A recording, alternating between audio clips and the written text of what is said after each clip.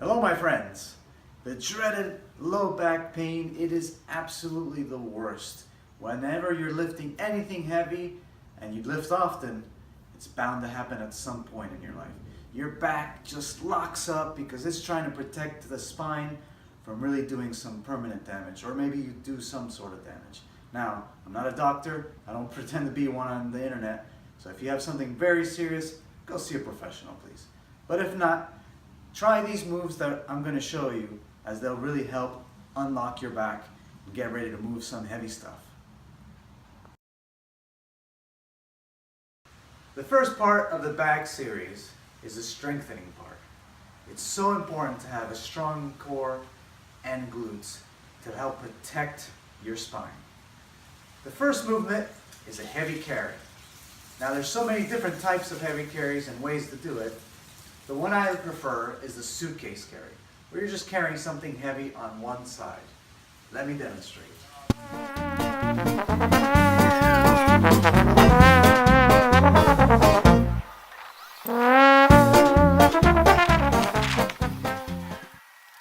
Watch out for the cars.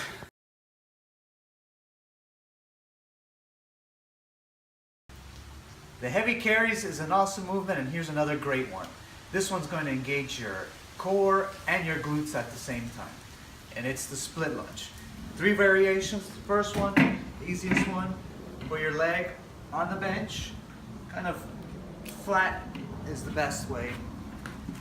Put your other leg forward, keep your torso upright, come down, squeeze up with your glutes. Down, squeeze back up.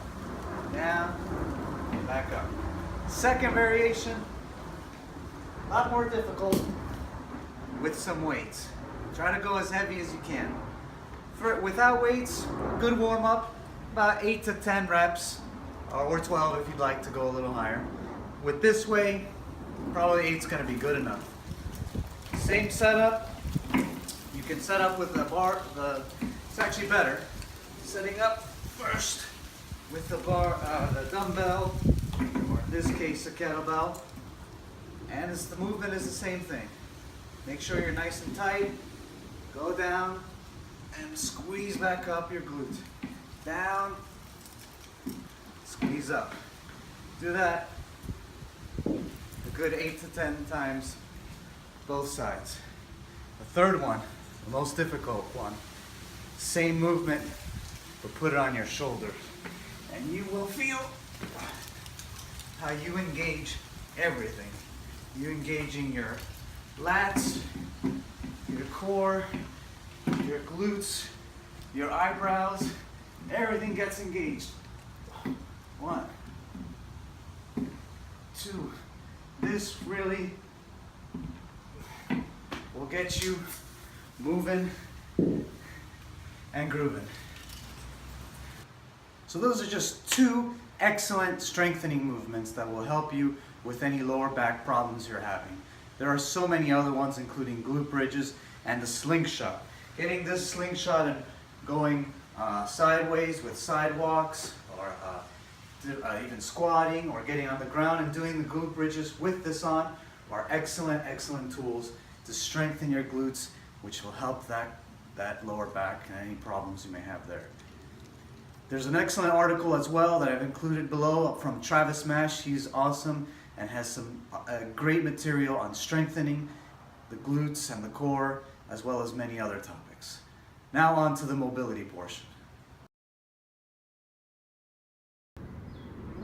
Now the first of the 3 movements is to help improve the rotation of your trunk.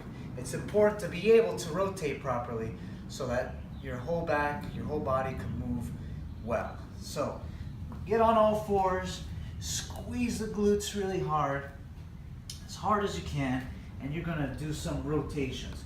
You breathe in on the bottom part and breathe out all the way to the top. Breathe in, breathe out. You do that 10 times per side. Do the other side 10 times. Do 2 to 3 sets. Now, to help reduce the lower back pain, it's essential to have nice and mobile quads. Now, these next set of movements, do one or the other. Do this, the classic couch stretch, or we'll do the next one, the hamstring stretch. So just alternate between one and the other. The first being the classic couch stretch. And what you do is you put your leg up against the wall and you're tightening, squeezing your glutes really hard and pressing in and out, pressing in and out. Hold it, count of 5 seconds. 1, 2, 3, 4, 5, tight. Gonna come out of it, get back in there. Get back in there. And as you do this more often every day, you'll see how you'll be able to get closer to the wall, closer to your other leg. Reach up as well. If you're like me and you got this crazy get up in your garage, you can use your squat rack to press into it. Help get those quads nice and loose. Do the quad stretch for 2 minutes and then the hamstring circles. You can do it on the same day or alternate on days if you don't have the time. So what you do, put one knee on the ground, the other side, put your foot on the ground, hold your foot in place, and you do some circles with your leg. And it's kind of a circular motion where you go out and you put your leg straight out to full extension like that, your knee extended. And this will really help loosen it up, all your hamstring. It helps out a lot with getting your hamstrings nice and mobile, ready to move. You can do this as a warm-up, or if you're experiencing that back trouble, lower back trouble, this will help you out tremendously. Do 10 to 15 of these hamstring circles. Do it 2 to 3 sets at a time. Now this next set of movements, there's 2 of them with the U-ball. If you have the time, do both. If not, just alternate between days to do one or the other. So the first one is the U-ball on a barbell. I've got 10 pounds attached. If this is your first time doing this movement, try it without the weight. If you need a little extra pressure, get some weight on that barbell. I've got 10 pounds here, like I said. So put your other leg underneath your knee because you want to protect it. You're not overextending, but you're going to target your whole quad area, especially the TFL that runs along kind of the outside of your quads. And you just lift up your barbell and angle it in that general area. And once you find that spot, you'll know it. I know it right now. And you just hold it in place. Breathe in, out very deeply. On the exhale is where the magic happens, where you really get the benefit of this movement. And the U-ball is made of a hard plastic that's very smooth, so it will allow you to run all along your quads, whether you have shorts on or right on your bare skin. And you can move it all along your quad, but the area to really target, really go for is that TFL, that outside part, right in there. Just hold it for a minute or 2, move around until you find those good spots. And that'll help loosen up your quad, help out that lower back. This next set of movements with the U-ball is targeting the QL. Now the QL is a part that if it's tight and bound up, it'll mess with your lower back. So I'm going to show you 2 different ways to get on the QL. Now the less optimal way is to actually be on it and really getting on the erectors as well. So this helps. You're putting it right along this area, and you're supporting yourself on your elbows, and just sink into it. Breathe deeply in and out. Move side to side. I'm sort of exaggerating the movement, but you get on those tender spots and move side to side. Move kind of in a up and down motion with your feet just sort of shimmying up and down. Kind of go in a circular motion as well.